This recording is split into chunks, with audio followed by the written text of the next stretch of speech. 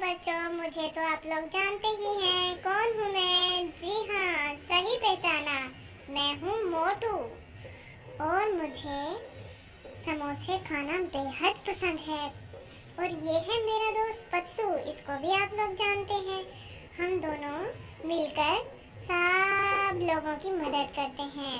समझ रहे हो ना, मदद करते हैं। कैसे मदद करते हैं? अब वो गलत हो जाती है हमसे तो इसमें हमारा तो कोई कसूर नहीं। हम दोनों बहुत अच्छे दोस्त हैं। हर मुश्किल में एक दूसरे के साथ रहते हैं।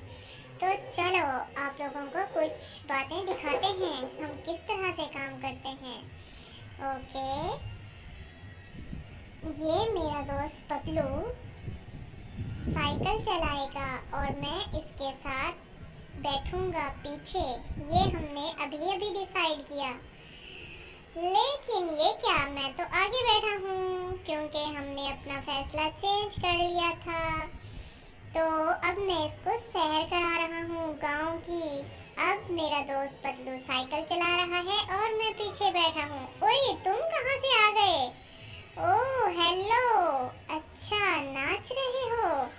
ठीक है, हम भी आ रहे हैं। 2 मिनट सब्र करो, हम भी आ रहे हैं। नाच लो, तुम नाच लो। ओह माय गॉड, ये क्या हुआ? डॉक्टर साहब आ गए हम।